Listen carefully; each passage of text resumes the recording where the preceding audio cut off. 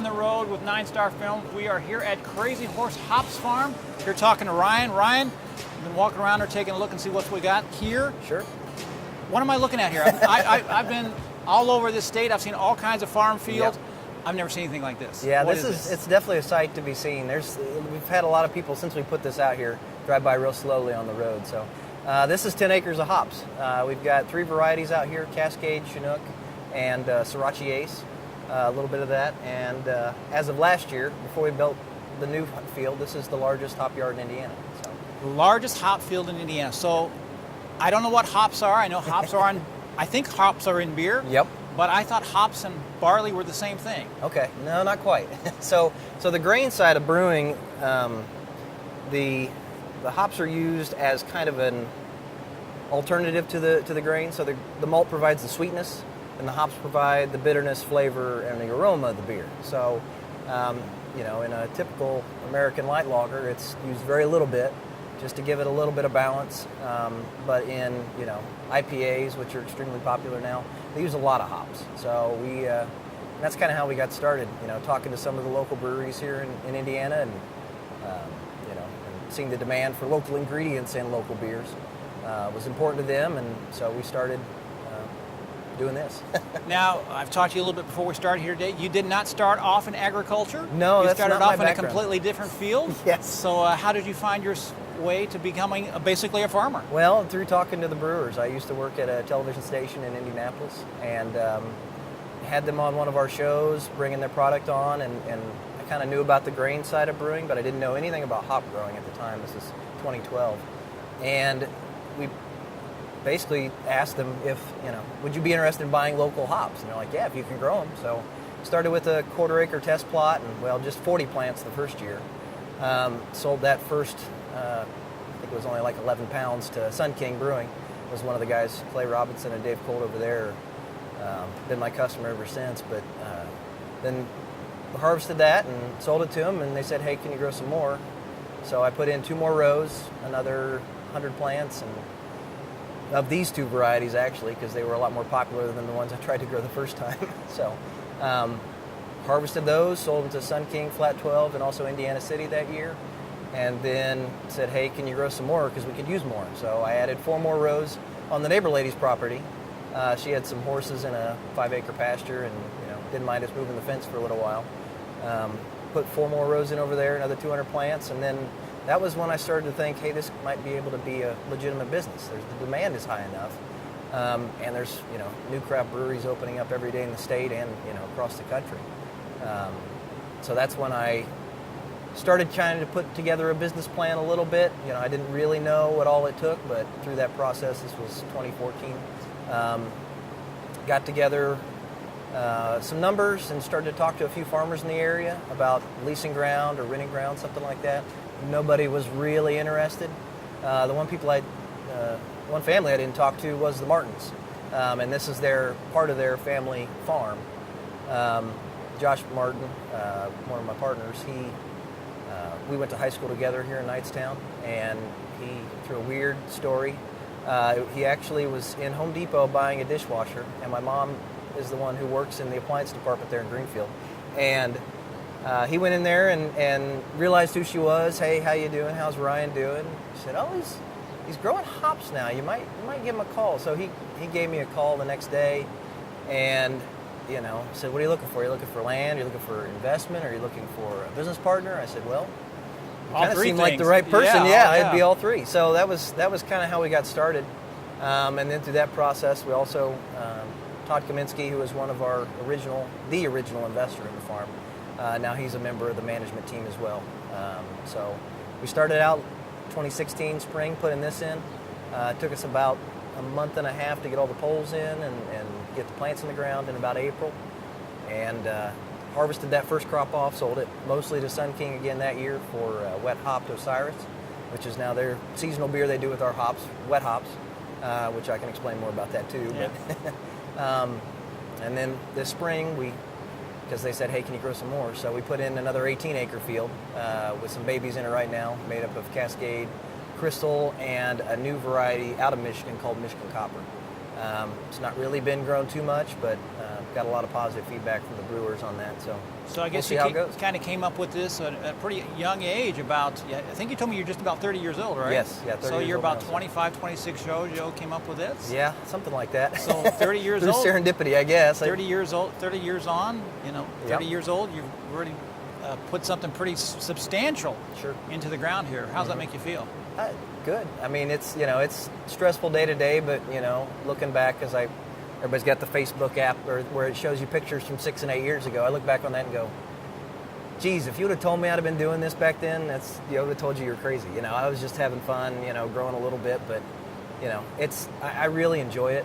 I enjoyed my job in television as well, but getting your hands dirty every day and something new, and my grandparents have always had a large vegetable garden, which my wife and I have now been continuing, and I've always been in love with growing things at least a little bit, and so that's kind of where it got started, and now I'm farming full time, which is kind of weird to say. So you say you're from Nicetown. Did you go to Nicetown High School? Yes, sir. And did you take any of the agriculture classes there? Nope. No, my mind was basically dead set on when I was a freshman, I wanted to be a mechanic, and then which I get to do some of that out here. And then I was kind of dead set on a music career, which I went to school down in Middle Tennessee State for recording engineering technology, and liked it. But with the advent of the increases in technology, everybody could pretty much have a studio in your basement with a couple grand worth of equipment.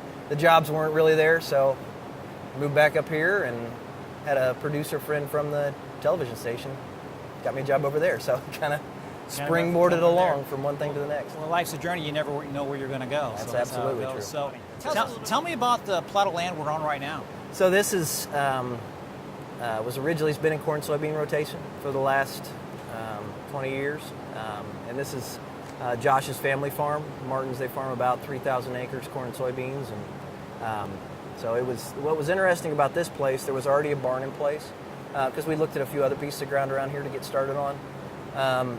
And the soil was in real good condition, but what was really interesting was the way the fields are spaced out, a 10-acre field, an 18-acre field, and an 80-acre field, which we'll start to get into this fall. It was already kind of spaced out to where we could slowly kind of expand and understand the process of putting that in and then being able to improve on it and then do more. So that was kind of the original way we built the business plan, was a 10-acre plot, and then a 20-acre plot, and then a 30, and then a 40 for 100 acres. So that's kind of what we're going to do. Okay, you've about 4 years from when you kind of got this to where you're at now. What's the next 5 years? Expanding to at least 100 acres. We're in the process of building first this facility we've got here. This will house the picking side of things. But to be able to harvest and process that many acres, you have to have really specialized equipment. And the ones that are scaled for our size are in Germany. Yeah. So we've got our first container of some of the picking equipment to actually take the plant out of the field, and a baler. Actually got on the boat yesterday, so should be here by the end of the month. And next spring we'll start constructing the second half of this facility. It will be about another 130 feet by 100 foot section. It'll house the drying and the pelletizing and the cold storage, so we'll be able to keep that product as high quality as possible, because that's really what the brewers are interested in, is a high quality product. So you're basically pioneering something here. What does that make you feel like? Bit. I mean, you're not picking up on somebody else's vibe. You're doing your own thing. A little bit. Now I've definitely stole some ideas from the guys up in Michigan. There's been a couple of farms up there that I've followed since 2012, and looking at how they do things, and there's a few Facebook groups that people kind of trade around ideas and stuff. But it's a little scary, but at the end of the day, I mean, it grows well here in the state. So and that was kind of the idea behind doing a small plot the first couple of years, to make mistakes on the small scale, and then same with building the trellis and everything too. But it's been great. I'm other than it's not the third year yet, and the plants aren't huge and bushy, which they're not going to be till next year. It's been wonderful. So. All right. So. You say you're working with Sun King? Yes. And they're quite well known in the state. What's it like? I mean, you're jumping off the board pretty much with one of the biggest boys in the state. Yeah, that was a real nice connection to make early. And those guys, their whole, they're really focused on local, and they use a lot of different local ingredients in their beers. There's a local maltster up in Boone County, and they use his malt. They use cherries for some of their barrel projects that were grown by a guy in Shelbyville just recently, who's also a small hop grower, kind of getting started. But there's, it's, what's really cool about the brewing industry in general is that everybody's just hanging out. There's not a lot, there's competition, but it's all friendly competition. If somebody needs help doing something, usually the brewers are going to be able to help out. If they need a different ingredient or something, if somebody's short on something, then they'll, send some ingredients over to them, different hops or different malts for their beers. And so it's just a cool industry to be in, and it's grown so fast that, beer's popular, right? So, yeah. A lot of people like to drink it. So that's, it's a really cool industry to, be able to supply, because I've done a little bit of home brewing, but I'm not very good at it, so I'm going to stick to the hop growing for now. So You've got a unique layout here. I can't wait for you to take me a little walking tour of it and talk to us a little bit more about the plant. Sure. About exactly what plant family is it actually with. Sure, yeah. So we'll learn a little bit about that a little bit later. Cool. And we'll take a little look around here and see what else you got going on. All right. It's definitely unique. Thank you. All right. Ryan, we're going to walk one of these rows here. You can tell me a little bit what we're looking at? Yeah, so the trellis is made of southern yellow pine poles. This is an 18-foot tall trellis, standard size for the U.S. What's these numbers for? So these are the row numbers. This is make sure if we have an issue, then we can say, oh yeah, it's second pole in on row 33 or whatever like that. So just to kind of keep everything straight, with especially the more rows we get, especially in the back too. We've got like 87 rows, so okay. We try to keep everything straight and make sure because there are different varieties in different sections of the field too. So it's easy to tell where it is, and because it's hard to tell from just looking at the plant itself what variety it is. So. Okay, so how'd those poles get there? So yeah, so we who put them in here, and how did you get a pole that's usually up like supposed to be that, straight, yep, out like this? So what we did, last year we had 2 skid steers running for us. This is, we get these poles from Michigan, and as well as the wire and the barbed wire all come from the same company up there. But we use skid steer attachments. Actually, this guy right there on that John Deere, that's got a grabber that just picks up the pole. And then after the first one augers it, open up the hole, then we put that down on the ground. And then we'll set each of these at the right, supposed to be the right angle, just to kind of help triangulate for strength and integrity of the trellis. So. And you've got across the top, yep, this wire, it's barbed wire. Correct. And it goes all the way down to the other end. And yep, does that kind of help keep the two like that? Yes, yeah. So this is a V-style trellis. So there's a single plant in the row here, or each one. And then we run 2 strings down to that plant, and then, the barbed wire on either side. It's barbed for a couple reasons. One is it's really easy to count how far to tie each string to when you're stringing, so we can do that real nice and fast. But it's also part of the system that we'll use for harvesting this crop. So we'll have it's a tractor, our tractor, that has basically an arm on it that comes through and cuts the bottom of the plant right here at about 3 feet, 2 feet. And goes through a chain catch into the back of the arm, which is right at the end of the tractor, and there's a wagon behind it. And that catches the bottom of the bine in that and breaks it at the top. So the barb keeps it from sliding down the wire. If you were just using smooth wire, it could slide on down, and cause trouble with it. So it's not our idea. It's actually from Germany. They do a very similar style trellis, and in fact that harvesting equipment is theirs as well. So. Okay, what kind of? I thought.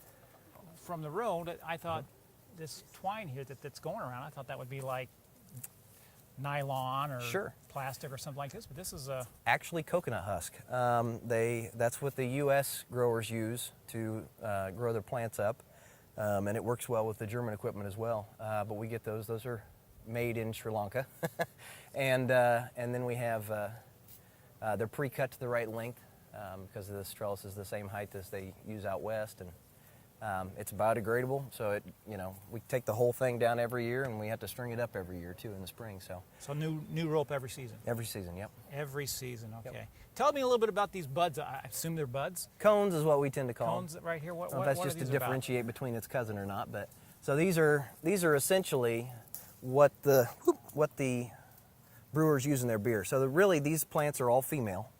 The male and female plants separate with hops, and these are the female flower. So when they start to produce, and I can show you guys on the other side of the field because we still have some, they'll produce what's called a burr. Actually, these are fairly close. But they produce kind of the burr, and that's the receptive time of the plant to be pollinated by the male. Now, we don't want any seeds in the actual cone, so we don't have any male plants out here at all. We just use them for breeding new varieties and that kind of stuff. So, Where do you get hop seeds? these are grown from plant cuttings, actually. Okay. So if with breeding, usually you have to breed them yourself to get the seeds. There's some people out there that sell seeds, but they're not very reliable. I know that from my own experience buying them, just to do some crossbreeding and different things. So you make your own seeds? Exactly. Okay, Yeah. all right. And So every self-sustaining. single seed, every seed is a different variety. Okay. So it's so we basically, these are all cloned plants. Okay.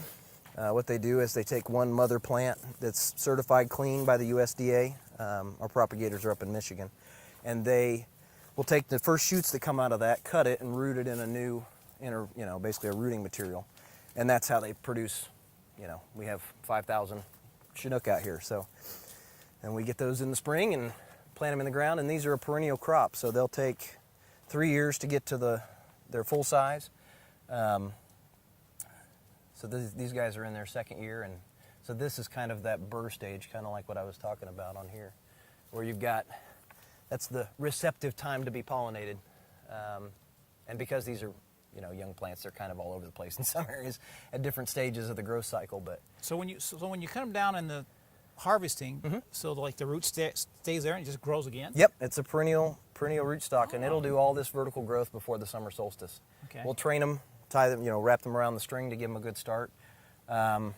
Second week of May, somewhere in that range, and they'll do 18 feet before the end of June, and then they'll switch from that vertical growth to the flowering, their reproductive stage, which is where we get the cones from. And then inside the cones, so what the real good stuff is right here. So that yellow, and you can take that and smell it, and that's the lupulin glands. They're little oil glands, and they've got all the different types of oil that the brewers use in their beer, but that's the stuff you want. And it's got a pungent smell too. It smells just like an IPA.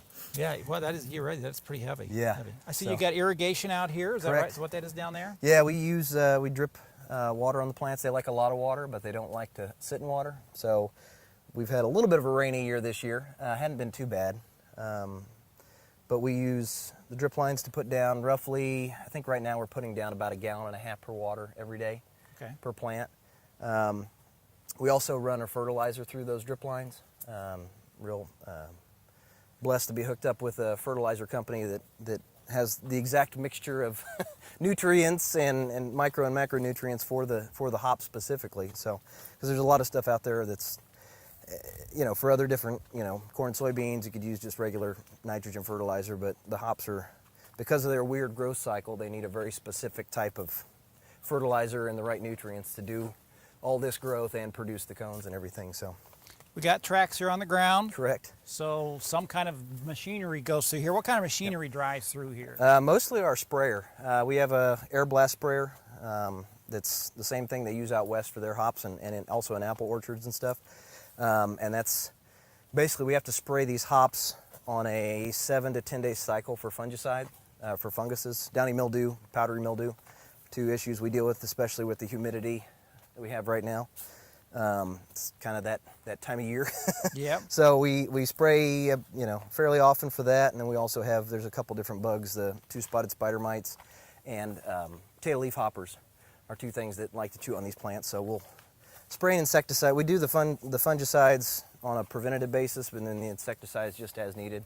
We've only had to make 1 spray this year, which is nice. So is it a sturdy plant? Is it does it got some resiliency? yeah, definitely. I mean, it's been considered. There are a few different varieties of this crop that are considered a weed and are invasive. There's the Japanese, it's called what is it? It's the Japanese variety of this, which is different than our Japanese variety used for beer making. But it's an invasive weed. So they're really, especially when they come up in the spring next year, we'll have 50, 60 shoots per plant coming up, and we'll have to cut that back to about 6. Okay. So They're a real hardy plant, but they are a little finicky What family too. are they in again? They are cousins to marijuana actually, Okay. but they don't have any of those properties. But they're Humulus lupulus is their scientific name. So any of the Humulus family of hops. So they're technically a bine, not a vine, because they've got little, and you can kind of see on the vine itself, and it has little, and not so much on the new one or the old one, but the little teeth on there. Yeah, they do. Yes, it's like a cat's tongue. Exactly. Yes, exactly. And what it that sounds like. grabs a hold of that. In fact, in Germany, I believe for the most part, they still use wire. They use an actual steel wire that runs up there instead of rope, some kind of rope. So Seems like the rope is easier to deal with. I think so. Yeah, and like once it goes through the picking machine, then all that wire gets chopped up, Yeah. and somehow you have to sort it They out. sort it out, yeah. But this So is how a nice long- biodegradable thing. So. How long are these rows? These rows are 727 feet long. 727 feet Was long. a Goodness gracious. Easy Now, number to remember. So harvesting's going to come up just a little bit over a month or so. Yeah. How many people does it take to do what you're going to be doing next? We'll probably, right now we have 5 full-time besides myself, Josh and Todd. And the nice thing about the tractor system with the wagon is it just is one person driving a tractor to take down one half of one row. The downside is our picking machine was built in 1972, so it's seen a few harvests and it's not quite as quick as some of the newer ones. Which we're getting a new one next spring, but for this year it'll take us about an hour and a half to pick one half of one row. All right, I'm here. I'm talking to Todd. He's one of the partners on this incredible, I don't know what you would call this, foundation you got going out here with these hops. How'd you find your way into the hops business? I talked to you a little bit before we went on here, and you've got a unique career besides this. So how'd you find your way into this? Well, I grew up farming in northern Indiana with my dad, and then went through Purdue in ag engineering, thinking I was going to go back into farming of some sort. But my dad was a farmer and a dentist, so I kind of followed the dental line and that. So after I finished my undergrad, I went into dental school, and then got connected through my dental partner with the Martin Farms and farming here in Rush and Henry County back in the 90s. And Josh Martin, one of our partners, his dad, Josh actually grew up here on the farm. His dad's been my farming partner for years, and 3 years ago when Ryan was looking to expand his hops experience into a larger operation, his test plot at his grandfather's is over by one of my farms, and as we were driving around looking at the crop during the summer in the June of 2015, he intentionally drove me by the Ryan's hops farm, his test plot, and said, "Did you ever think about growing hops?" And my initial response was playfully, "Well, I like drinking beer." But as we got to going on that, as I met with Josh and Ryan, and they went through a lot of research and exploring a lot of other hops yards, hops farms all over the country, in Michigan and in Ohio, as well as out in Oregon and Washington State, Yakima Valley, where most of the hops are grown. I just became more and more excited, and they had looked at doing a legal offering for shareholders to start their business in that, and I certainly was interested in becoming one of their partners in that regard, or one of the shareholders. But it got to the point where there's all sorts of financial issues that come into play as when you're doing investors and when their money can be used for a company if it has to hit a minimum. And we sat down and realized that we had to do something like this rather than leave it on paper to make it a real tangible interest. And so in 2015 and 2016, we said, what do we have to do to pull this together? So that's where the story begins, and we've been hooked ever since. We feel very confident that we're a great dynamic, a great team, because we each bring to the complexion of this operation an area of expertise that is necessary to get through some of the hurdles.